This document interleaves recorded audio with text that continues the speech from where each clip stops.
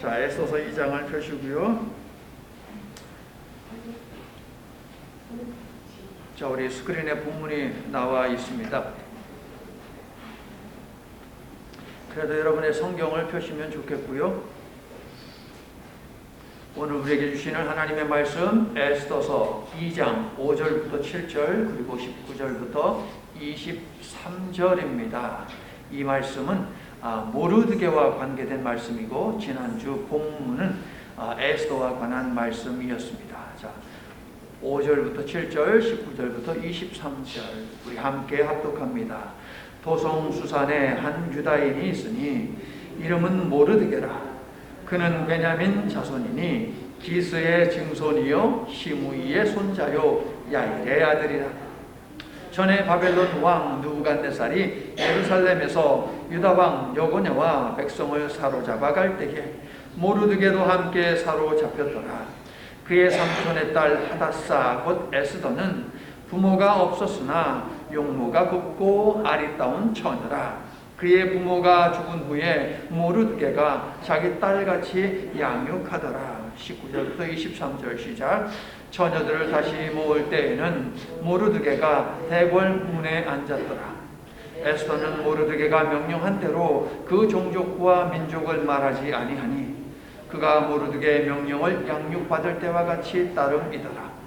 모르드게가 대궐문에 앉았을 때에 문을 지키던 왕의 내시 빅단과 데레스 두 사람이 원한을 품고 아수에로 왕을 암살하려는 음모를 꾸미는 것을 모르드게가 알고 왕후 에스더에게 알리니 에스더가 모르드게의 이름으로 왕에게 아른지라. 조사하여 실증을 얻었으므로 두 사람을 나무에 달고 그 일을 왕 앞에 궁중일기에 기록하니라. 아멘. 예쁜 것이 좋을까요? 안 예쁜 것이 좋을까요? 어리석은 질문입니다. 예쁜 것이 좋겠지요. 그런데 여자는 예쁘면 큰일 나기 때문에 여자는 예쁘면 안 됐다라고 지난 주일날 여러분에게 말씀드리면서 그 이유에 대해서 오늘 말씀을 드리겠다고 예고를 해드렸습니다. 자, 8절을 보시면 각처에서 예쁘기로 소문난 처녀들이 수산성으로 모여 왕궁으로 이끌려가서 그들의 미용 전반의 책임을 가진 헤게에게 맡겨지죠. 여러분 8절에 여러 동사들이 있는데 그 동사들은 모두 수동형입니다. 무슨 이야기입니까? 수많은 처녀들이 능동적으로 자발적으로 의지를 가지고 궁궐로 찾아온 것이 아니라 자신들의 의견과는 상관없이 끌려왔다 잡혀왔다라고 하는 것을 알려주고 있는 것이죠. 그래서 징집되었다라고 하는 것을 암시합니다. 자기가 아닌 강제에 의해서 끌려왔다는 것인데 8절 에스더도 왕궁으로 이끌려가서 라고 되어 있죠. 이끌려가서. 자, 이 단어는 포로로 끌려가다 라고 하는 뜻도 있습니다. 에스더도 자원이 아닌 끌려서 왕궁으로 오게 되었다라고 하는 것이죠. 이처럼 수동형 동사들은 권력에 의한 강제 연행 느낌을 우리들에게 주지만 에스더의 운명은 세상 권력의 손에 있지 않습니다. 보이지 않는 손에 의해서 에스더의 운명이 결정되고 있다라고 하는 이 사실을 수동형의 동사들이 우리에게 보여준다라고 우리는 말해야 할 것입니다. 그녀가 원해서 간 것이 아니라 갔어야만 하는 운명에 놓였다라고 말을 하는 것이 더 정확하다는 말이죠. 그 보이지 않는 손은 다름 아닌 하나님의 구원 섭리였다라는 것입니다. 보이지 않는 손은 뭐라고요? 하나님의 구원 섭리. 다시 보이지 않는 손은 뭐라고요? 하나님의 구원 섭리요. 페르시아 왕은 첩으로 360명을 두었던 것으로 알려져 있는데요. 왕후 간택을 위해서 360명의 그 첩 외에 또 다른 처녀들을 왕궁으로 불러들였다라고 하는 의미예요. 유대인 역사가 요세푸스에 의하면 이때 400명의 처녀들이 수산성으로 징집되었다라고 그렇게 보도하고 있거든요. 하지만 기원전 483년 그리스와의 전쟁을 준비하면서 아하수에로 왕은 잔치를 벌였죠. 187일 동안에. 전쟁은 언제 끝나느냐? 497년에 끝납니다. 그러니까 4년이요. 4년 꽉 채워가지고 하루에 한 번 새로운 여자하고 잠자리에 들었다라고 가정을 한다면은, 그러면은 몇 명입니까? 1460명이 동원이 되었다라고 볼 수 있는 것이죠. 예쁘다는 이유로 포로처럼 끌려온 처녀들은 1년 동안 피부 관리를 받습니다. 당시에 피부 관리라고 해봐야 기름과 향을 바르는 것, 그것이 전부였습니다. 6개월 동안에는 오일 마사지를 받고 나머지 6개월 동안에는 향 마사지를 받습니다. 그러니까 아로마 테라피를 받았다라고 하는 것이죠. 이토록 많은 여성들에게 매일 1년 동안 비싼 오일과 향품을 쏟아부은 것인데, 2장 19절을 보니까 이 많은 여자들도 부족했는지 에스더를 왕으로 간택한 다음에 또다시 처녀들을 불러 모았습니다. 성도 여러분, 도대체 인간의 욕망의 끝은 어디입니까?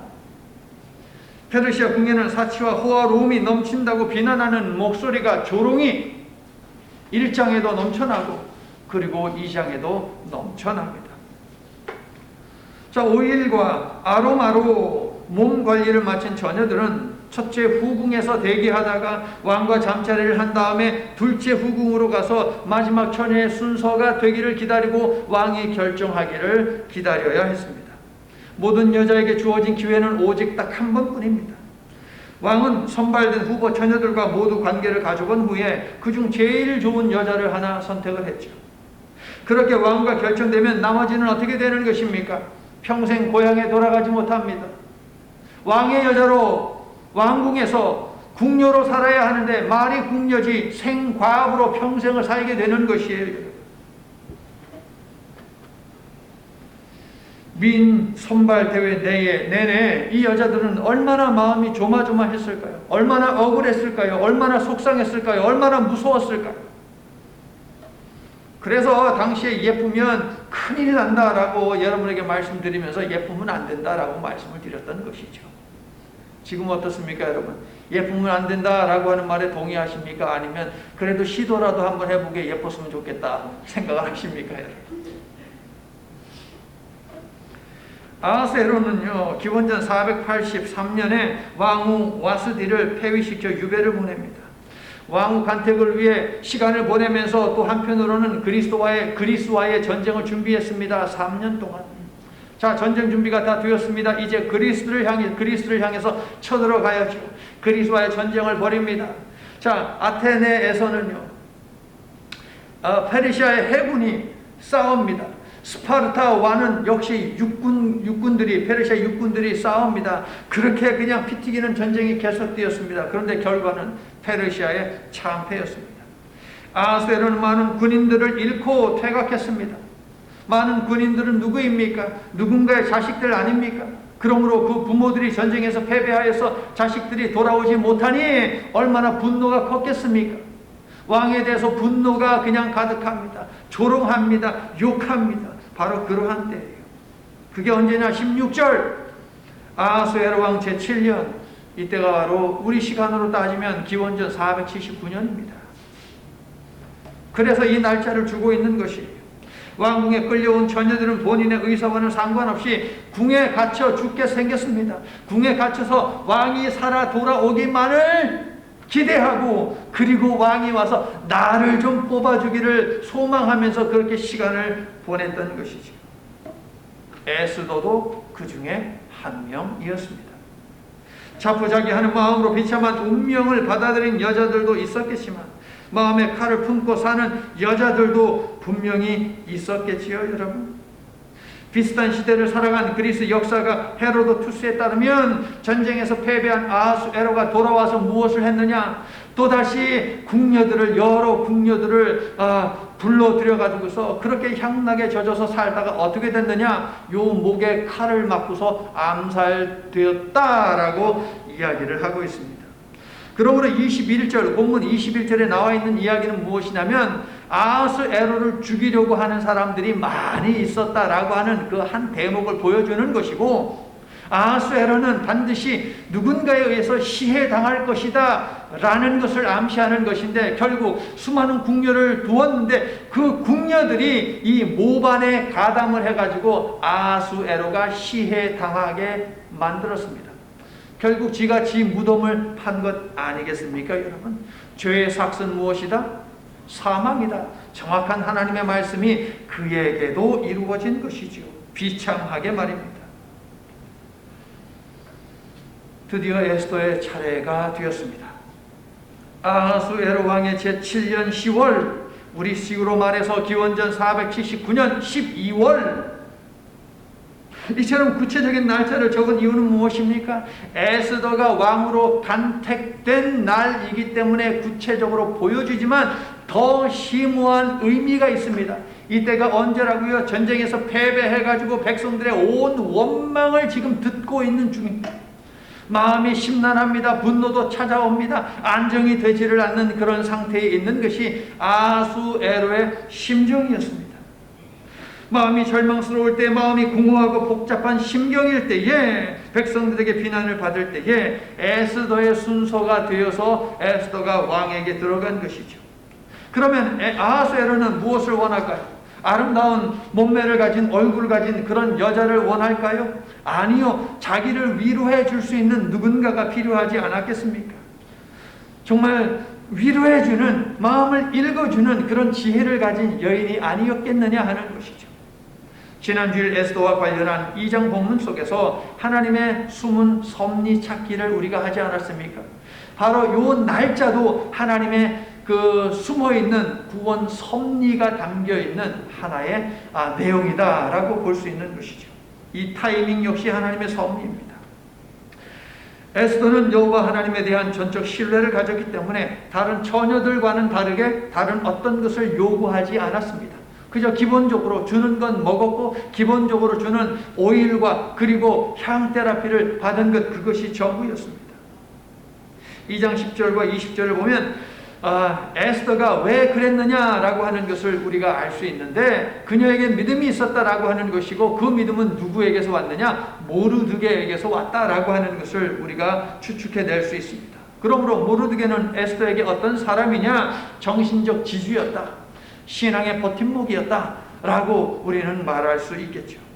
하나님께서 헤게와 아하수에로 왕을 통해 에스더에게 헤세드, 은혜를 베푸시기에 앞서서 이미 오래전부터 고아가 된 에스더에게 모르드게를 통해서 은혜를 베푸셨으니, 사랑하는 성도 여러분, 하나님이 선택하신, 하나님이 찜하신 하나님의 자녀가 된 이 특권이 얼마나 대단한 것인지, 놀라운 것인지 이것을 아시기를 예수님의 이름으로 축원합니다. 바로 여러분이 그러한 사람이에요. 모르드게는 친족이기 때문에, 사촌이기 때문에 그녀의 삶이 안타까워서 돌봐준, 정말 세상의 사랑, 인간적인 사랑을 가지고 그녀를 돌본 것도 있겠지만, 무엇보다도 에스더는 하나님의 마음, 그 헤세드를 가지고 에스더를 돌봤다라고 우리는 말해야 하지 않겠습니까? 비록 고아가 되었지만 에스더의 삶 속에서 에스더를 지키신 하나님의 섭리는 당연히 왕후 간택의 문제에도 개입하지 않겠습니까? 이처럼 이 장은 우리를 향해서 소리치고 있습니다. 너희 뒤에는 하나님이 계시니 아무것도 없다고 말하지 말아라 라고 말입니다. 여러분 뒤에는 하나님이 계시니 아무것도 없다고 여러분은 말하지 마시기를 바랍니다. 아멘. 성도 여러분, 하나님은 자기 백성을 다양한 방법, 다양한 손길을 통해 돌보고 계심을 믿으시기를 바랍니다. 읽어주세요. 네, 하나님을 믿는 사람은 아무것도 없으나 모든 것을 가진 사람 아니겠습니까? 믿으세요, 여러분? 자, 딸같이 양육한 에스더입니다. 딸같이 양육했는데 어느 날 갑자기 예쁘다는 이유로 왕궁에서 군인들이 와가지고 에스더를 갖다가 보쌈하듯이 그냥 데려가 버렸어요. 그리고 마을에 살고 있는 다른 여러 여인들도 데리고 갔겠지요, 예쁜 처녀들을. 그러니 모르드게의 마음이 어떠했겠습니까? 얼마나 불안했겠습니까? 그래서 11절을 보니까 에스더가 어떻게 지내는지 알기 위해서 날마다 후궁들을 서성거렸다, 왕래했다라고 되어 있습니다. 잠깐만요. 지금 뭐 하고 있습니까? 왕후 간택을 하고 있는 것입니다. 나라에 아주 중요한 일을 하고 있는 것입니다. 그러므로 군사적인 경계가 아주 삼엄했겠지요, 여러분. 왕의 여자가 될 사람들이 모여 있는 곳입니다. 그러므로 정말 철동같이 지켰을 거예요. 그런데 에스더가 왕래했다고요? 이게 어떻게 모르드게가 왕래했다고요? 남자가요? 이게 어떻게 가능한 일입니까? 19절에 답이 있습니다. 모르드게가 어디에서 무엇을 하고 있습니까? 19절. 네, 대궐문에 앉아 있습니다. 대궐문, 성문이죠. 성문은 고대 근동에서 어떤 것입니까? 법적 소송이 벌어지는 것입니다. 그리고 왕실의 관료들이 나와서 사무 업무를 보는 곳이 바로 성문입니다. 그러므로 모르드게는 공직에 있었다 라고 하는 것을 우리가 알 수 있죠. 그렇다면 모르드게 그는 누구입니까? 5절과 6절에 모르드게에 관한 소개가 있는데요. 자, 6절을 먼저 보고 5절을 보겠습니다. 자, 6절을 보니까 여고냐라는 이름이 있네요. 여고냐는 유다왕 여호야긴의 다른 이름입니다. 여호야긴입니다. 다른 곳엔 또 여고니아라고 되어 있기도 하죠. 어쨌든 동일 인물입니다. 여호야긴입니다. 그러면 6절에서 포로로 끌려갔다라고 했는데 이거는 무슨 사건입니까? 기원전 597년 이스라엘 백성들이 두 번째로 바벨론의 포로가 되어서 끌려가던 때입니다. 기원전 597년의 사건을 지금 6절은 언급을 하고 있습니다. 개역 개정에는 우리가 읽은 개역 개정에는 모르드게가 여호야긴과 함께 바벨론의 포로로 끌려온 것으로 되어 있습니다. 하지만 이런 경우에 계산을 해보면 모르드게의 나이는 120세가 넘어갑니다. 120세. 이 당시에 기본 수명이 40세입니다, 여러분. 벌써 죽어야 됩니다. 물론 모르드게에게 하나님께서 은혜를 주셔서 그가 장수의 축복을 누렸다라고 말할 수도 있을 것입니다. 하지만 그렇게 말하면 또 다른 문제가 생깁니다. 무엇이지요? 에스더의 나이입니다. 에스더는 누구입니까? 사촌 동생입니다. 조카도 아니고 사촌 동생입니다. 그런데 딸같이 양육했다라고 합니다. 그런데 모르드게가 120세가 넘었다면 에스더는 몇 살이냐? 아무리 어리고 젊어도 좀 젊은 할머니예요, 여러분. 좀 젊은 할머니. 그러니까 왕궁의 처녀의 몸으로 끌려갈 수 있는 그런 나이는 결코 아니다라고 하는 것이죠. 자, 6절을 히브리 성경으로 보면 여러분, 모르드게라는 이름은 없습니다. 그냥 3인칭 대명사가 있습니다.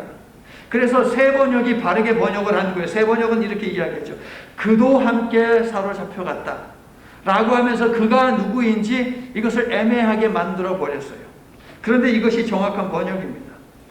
영어 성경 New King James Version, New Revised Standard Version 같은 경우는, 그리고 그 외에 몇 개의 번역들은 제가 찾아보니까 모르드게의 할아버지 기스가, 증조 할아버지 기스가 끌려왔다라고 하는 것으로 옮겨놓고 있습니다. 자, 또한 모르드게가 사촌동생 에스더를 딸처럼 양육했다고 7절과 15절에서 두 번이나 반복을 하고 있으니 결론적으로 에스더서 당시 모르드게의 나이는 40대 전후였을 것이다. 많아도 50대 전후였을 것이다. 기원전 597년 여호야긴 왕과 함께 사로잡혀 포로로 끌려온 사람은 모르드게가 아니라 모르드게의 증조 할아버지 기스일 것이다 라고 우리는 보는 것이 바람직합니다. 다시 또 6절이요. 사로잡혀가다 라고 하는 이 단어가 우리 한국말 성경에는 2번 나옵니다. 그런데 히브리 성경에는 4번 나옵니다. 강조하는 것입니다. 이 단어에 집중하라고 하는 하나의 신호입니다. 그래서 이 단어를 그 의미를 살려서 번역하면 이런 것이죠. 유다왕 여호야긴이 사로잡혀 끌려갈 때에 모르드게의 증조부 기스는 포로로 사로잡아 가려고 예루살렘에서 사로잡은 자들과 함께 사로잡혀 갔다. 사로잡혔다, 사로잡혔다, 사로잡혔다, 사로잡혔다라는 것이 반복돼요. 같은 단어를 4번이나 사용한 이유는 무엇이냐? 모르드게는 포로였다. 모르드게의 조상들, 유대인들은 페르시아의 포로로 지금 살고 있다라고 하는 것을 강조하기 위함이죠. 에스더서의 저자는 모르드게와 에스더가 이방 땅에서 어떤 출세를 하더라도 결국 포로로 끌려와 이방 땅에 정착한 힘없는 처지에 있는 자들이요, 사회적 소수자요, 약자요, 끌려간 나라에서 얼마든지 불이익을 당할 수 있는 자들이다 라고 하는 것을 반복해서 상기시켜주고 있는 거예요. 언제든 짓밟으면 짓밟혀 죽임당하고 먼지처럼 사라질 수 있는 그런 존재, 그런 인생을 지금 모르드게와 에스더는 살고 있다, 유대인들은 살고 있다라고 하는 것을 바로 6절이 강조를 하고 있다 하는 것입니다. 자, 이제 5절 볼게요. 모르드게는 누구이냐? 순서를 잘 보아야 합니다. 모르드게의 이름이 먼저 나옵니까? 아니면 다른 것이 먼저 나옵니까? 다른 것이 먼저 나와요. 그의 민족적, 신앙적 정체성을 드러내는 유대인, 이게 먼저 나오죠. 그가 유대인임을 강조한 다음에 그의 이름 모르드게가 나옵니다. 그리고 이어서 무엇이 나옵니까? 모르드게는 기스의 증손자 베냐민 자손이다 라고 하는 사실을 부각합니다. 모르드게는 베냐민 자손이요 기스의 증손자다. 자, 이스라엘의 초대 왕은, 첫 번째 임금은 누굽니까? 사울이지요. 사울에 대해서 소개하는 사무엘상 9장 1절이 이렇게 되어 있습니다. 베냐민 지파에 기스라 이름하는 유력한 사람이 있으니, 베냐민 지파 기스, 이 이름이 강조됩니다. 이처럼 에스더서의 저자는 모르드게 족보를 통해서 무엇을 지금 부각시키고 있느냐? 사울 왕을 생각나게 합니다. 이유는 무엇이냐? 유대인을 전멸시키려고 하는 하만이라는 자 때문이에요. 그럼 하만은 누구입니까? 3장 1절 보세요. 아각 사람 함무다다의 아들이라고 되어 있죠. 그런데 여러분, 아각은 뭔지 아세요? 아말렉 왕을 지칭하는 이름 혹은 타이틀이에요. 뭐 목사 이렇게 있듯이 아각 하면은 아말렉의 왕이구나 라고 하는 것을 알게 하는 단어라는 것이죠. 그러므로 하만은 아말렉 족속의 후손이다 라고 하는 것을 우리는 알 수 있는 것이겠죠. 자, 사무엘상 15장을 보게 되면 사무엘 선지자가 사울에게 명령합니다. 아말렉 족속을 하나님이 치기로, 전멸시키기로 작정하셨으니 아말렉을 쳐라라고 했습니다. 예, 싸웠습니다. 그런데 어떻게 했습니까? 전멸시키지 않았습니다. 지 눈에 보기에 좋은 것들 싹 이렇게 한 군데다가 숨겨놓았지요. 자기가 챙기려고. 걸리니까 뭐라고 이야기합니까? 아유, 하나님 앞에 드리기 위해서 백성들이 이거 세이브한 거다라고 하면서 두 가지로 핑계를 대지 않았습니까, 여러분? 그러므로 이 아말렉과의 전쟁에서는 무엇이 강조가 되고 있느냐? 사울의 불순종, 그래서 그로 인해서 아말렉 족속이 사라지지 않았다라고 하는 것을 강조하죠. 순종이 제사보다 낫고 듣는 것이 순양의 기름보다 낫다라고 하는 이 유명한 말씀은 불순종한 사울에게 주신 말씀이죠. 자, 그렇다면 사무엘이 왜 아말렉하고 싸우라고 하나님의 명령을 전했을까요? 출애굽기 17장에 관련 사건이 있습니다. 이거 아시죠? 모세가 손을 들면 이기고 손을 내리면 지고, 이게 아말렉과의 전쟁입니다. 그래서 어떻게 했어요? 아론과 훌이 양쪽 사이드에 와가지고 모세의 손을 갖다가 이렇게 내려가지 않게 붙들고 있었다. 합력하여서 승리를 쟁취한 것, 이것이 바로 아말렉과의 전쟁 아닙니까? 전쟁에서 이긴 다음에 그곳을 뭐라고 불렀습니까? 여호와 니시라고 부르지 않았습니까? 이기게 하시는 여호와, 할렐루야. 여호와는 이기게 하시는 분이시다. 바로 이 사건을 이스라엘 백성들로 하여금 기억나게 하게 하는 거예요. 에스더서를 읽으면서 하나님은 이기게 하시는 분인데, 이기게 하시는 하나님께 순종하면 미래에도 편할 수 있어. 그런데 우리가 당장 순종하지 않으면 미래의 어려움이 찾아올 수 있다라고 하는 것을 에스더는 우리들에게 알려줍니다. 자, 정리를 하면 모르드게와 하만은 왕족일 수도 있고 왕족이 아닐 수도 있지만 확실한 건 뭡니까? 모르드게는 베냐민의 후손이고 베냐민 지파의 후손이고, 하만은 아말렉 족속의 후손이다 라고 하는 것이, 그리고 사울을 연상하게 함으로 과거 사울이 불순종함으로 아말렉과의 갈등은 1000년 동안 이어졌고, 원수는 외나무 다리에서 만난다더니 조상 때의 원수 관계가 후대의 피 속에까지 흐르게 되었다라고 하는 것을 알려주고 있는 것입니다. 모르드게와 하만을 소개하는 간단한 족보가 중요한 이유가 있습니다. 두 민족 간의 갈등을 암시하면서 유대인의 승리를 앞에서 이미 예고를 하고 있기 때문입니다. 성도 여러분, 오늘 나의 순종이 내일 나의 후손의 미래에 영향을 줄 수 있다라고 하는 이 사실을 분명하게 명심하시기를 바랍니다. 그리고 오늘 설교 제목과 그 의미를 여러분 심령에 새김으로 여러분의 후손들은 여러분 덕분에 좋은 것을 물려받게 되기를 예수님의 이름으로 간절히 축원합니다. 오늘 설교가 그러므로 아주 중요하겠죠, 여러분. 여러분뿐만 아니라 여러분의 후손들에게도 미치는 영향입니다. 여러분이 오늘 설교의 핵심을 붙들어서 심령에 새긴다면 여러분의 후손들은 잘 될 것입니다. 여러분 덕분에 말이에요. 자, 말씀드린 바와 같이 모르드게는 대궐 문에 앉아서 나라의 일을 처리하는 관료였습니다. 그래서 에스더가 머문 아름다운 후궁 주위를 왕래하며 에스더의 안부를 확인할 수 있었습니다. 자, 이런 행보는요, 무엇을 의미하느냐? 페르시아 사람들이 당시에 모르드게가 유대인인 것을 몰랐다라고 하는 것을 보여주는 것이죠. 자, 그런데요, 하만이 페르시아의 2인자가 되었습니다.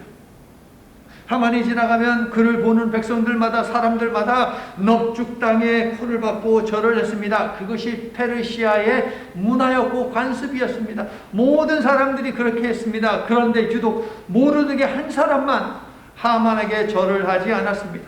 이유는 무엇일까요? 여호와 하나님 한 분 외에는 섬기지 않는다라고 하는 믿음이 그에게 있었기 때문이죠. 하나님 한 분 외에 다른 이에게 절하지 않는다는 믿음을 지키기 위해서 모르드게는 편안하고 넉넉한 삶을 포기했다라는 말씀입니다. 모르드게의 나이가 100살이 넘었던 그가 50대든 40대든 그것은 중요하지 않습니다. 그는 그의 나이만큼이나 식민지 백성으로 살면서 서러움을 느끼며 살았습니다. 서름과 수치를 견뎌야 했고 부당한 처우도 참아내야 했습니다. 여러분도 직접 확인한 바와 같이 에스더서에는 하나님이라는 단어가 있어요, 없어요? 없습니다. 여호와라는 이름이 있어요, 없어요? 없습니다. 하나님 백성들의 고통, 하나님의 침묵, 하나님의 부재. 하지만 모르드게를 비롯하여 하나님이 남기신 7,000명의 종들 가슴 속에 여호와는 여전히 강하게 역사하는 하나님이셨다라는 것입니다, 여러분. 그래서 굴하지 않는 거예요. 이 하나님을 믿는 믿음으로 권력 앞에 굴하지 않는 것입니다. 그래서 환난과 핍박 중에도 성도로서 신앙을 지키며 살았는데 모르드게가 이것을 보여주고 있습니다. 성도 여러분, 시대가 어떠하든 신앙을 지키며 사는 남은 자는 분명 있습니다. 모르드게 에스더도 그중 한 사람인데 포로로 끌려온 유대인의 후손으로서 아무것도 없는 자로 살았으나 그들에게는 믿음이 있었기 때문에 그들의 중심에 하나님이 계셨습니다. 그래서 그들은 모든 것을 가진 자로 살 수 있었던 것입니다. 나는 여러분도 남은 자가 되어 아무것도 없는 자처럼 산다 하더라도 하나님을 믿는 여러분의 믿음이 여러분으로 하여금 모든 것을 소유하는 자로 살아가는 큰 힘이 되고 큰 힘을 주기를 예수님의 이름으로 축원합니다. 자, 성도 여러분, 하나님은 은혜를 베푸는 자에게 은혜를 베푸시죠. 맞죠? 자, 얼마나 먼 친척인지 얼마나 가까운 친척인지 우리는 알 수 없습니다. 그런데 에스더가 어떤 이유로 고아가 됐는지도 모릅니다. 아는 학자도 단 한 사람도 없습니다. 추정을 하는 학자들도 없습니다. 어쨌든 사촌 동생이 고아가 되었습니다. 그것을 불쌍히 여기는 마음이 그에게 있었고 그녀에게 은혜를 베풀지 않았습니까? 에스더를 믿음으로 양육한 모르드게가 믿음 때문에 목숨을 잃게 될 것을 아시는 하나님께서 은혜를 베푼 모르드게를 가만히 두실 리가 없습니다. 하나님께서는 21절, 22절 모르드게로 하여금 우연히 왕 암살에 관한 음모를 듣게 하시죠. 그런데 여러분, 하나님을 믿는 우리에게는 우연이 있다 없다? 하나님을 믿는 우리에게 우연이 있습니까? 없습니까? 없습니다. 왕을 시해하려는 계획을 알게 하신 것은 자신의 백성을 보호하시려는 하나님의 필연적인 구원 섭리였던 것입니다. 아멘이세요?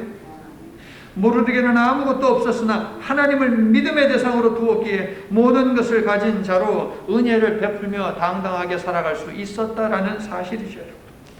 자, 왕을 암살하려는 음모를 알게 된 모르드게는 자신의 이름으로 직접 그것을 왕실에 고한 것이 아니라 관료니까 왕실에 직접 고할 수 있지 않았겠습니까?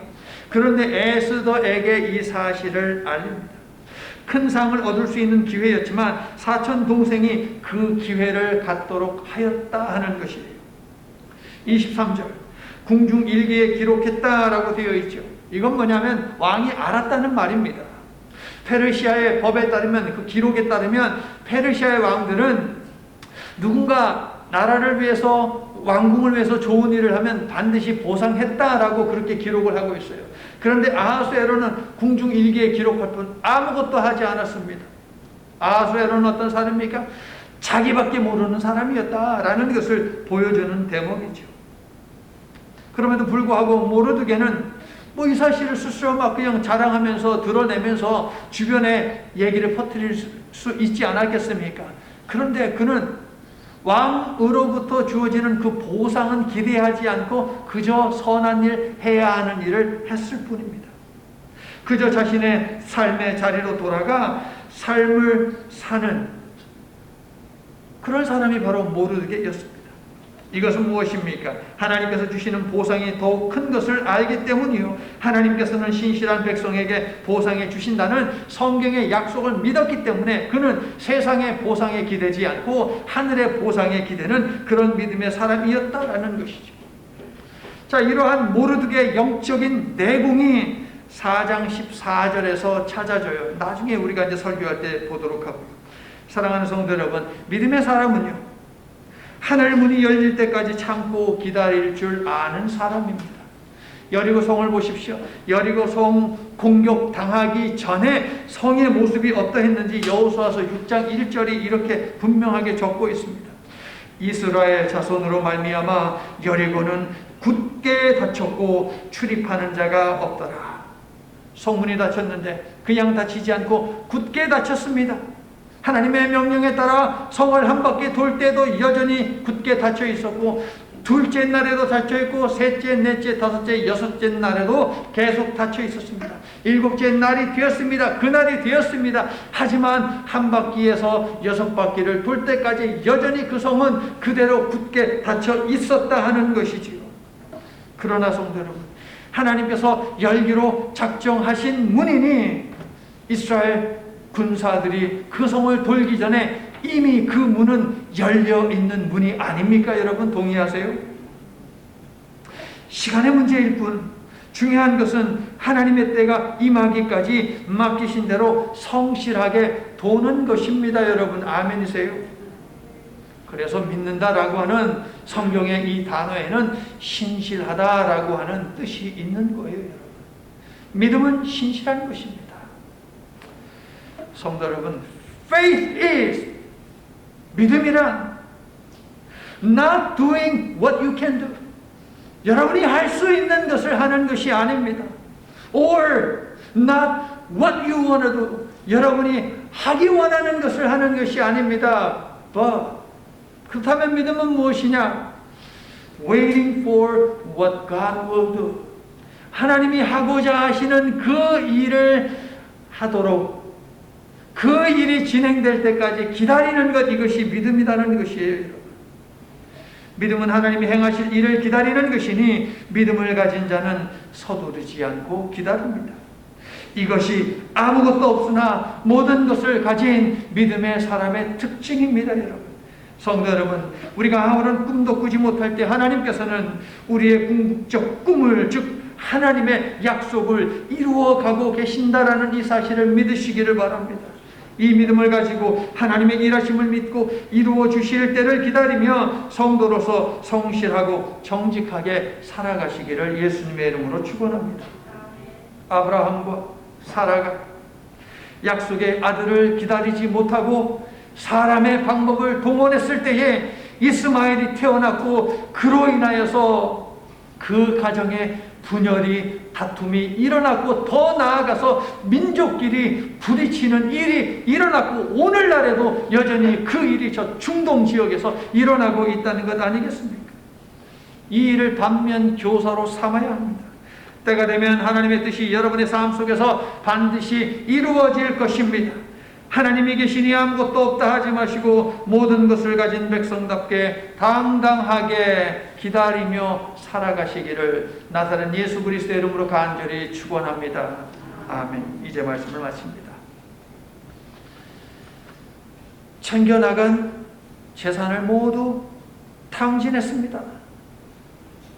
생존을 위해 필요한 것 아무것도 남아있지 않고 오직 하나 수동적으로 죽음의 순간을 기다리는 것 외에 아무것도 그에게는 선택의 여지가 없었습니다. 그때 문득 탕자의 머릿속에 한 가지가 계속 떠올랐습니다. 자신에게는 아버지가 있다는 사실입니다. 면목 없지만 그는 능동적으로 움직였습니다. 염치불구하고 아버지께로 갔을 때 탕자는 깨달았죠. 자신은 여전히 아버지의 아들이며 그러하기에 모든 것을 가진 존재라는 사실 말입니다. 성도 여러분, 인생의 고난이 왔을 때, 사업과 학업과 취업과 연애와 결혼 등에 실패했을 때, 마치 모든 것을 잃은 듯하고 죽을 것 같은 생각이 엄습할 때에 여전히 아버지가 계심을 알고 아버지께로 돌아가기만 한다면 그 사람은 모든 것을 가지고 있음을 믿으시기를 예수님의 이름으로 축원합니다. 고린도 후서 4장 7절부터 9절. 우리가 이 보배를 예수 그리스도를 질그릇에 우리의 몸에 가졌으니 우리가 사방으로 우겨쌈을 당하여도 쌓이지 아니하며 답답한 일을 당하여도 낙심하지 아니하며 박해를 받아도 버림받지 아니하며 거꾸로 들임을 당하여도 망하지 아니하느니라. 할렐루야. 고린도 후서 6장을 함께 찾을게요. 오늘 설교 거기에 들어와 있어요, 여러분. 고린도 후서 6장 9절 10절 한 목소리로 함께 합독하고자 합니다. 고린도 후서 6장 9절 10절. 제가 앞에 부분 읽으면 여러분이 뒤에 부분 읽는 거예요. 자, 되셨죠? 무명한 자 같으나 유명한 자요, 죽은 자 같으나 보라 우리가 살아있고, 징계를 받은 자 같으나 죽임을 당하지 아니하고 크게 해줘요. 근심하는 자 같으나 항상 기뻐하고, 가난한 자 같으나 많은 사람을 부유하게 하고, 함께 한 목소리로 아무것도 없는 자 같으나 모든 것을 가진 자로다. 할렐루야. 성도 여러분, 하나님을 가진 자, 아무것도 없지 않고 모든 것을 가졌습니다. 믿는 모든 성도는 아멘. 아멘. 자, 오늘 설교 제목 한번 읽어주세요. 여러분, 늘 문제는 환경도 아니고 상황도 아닙니다. 내 마음, 내 믿음이 문제인 것이죠.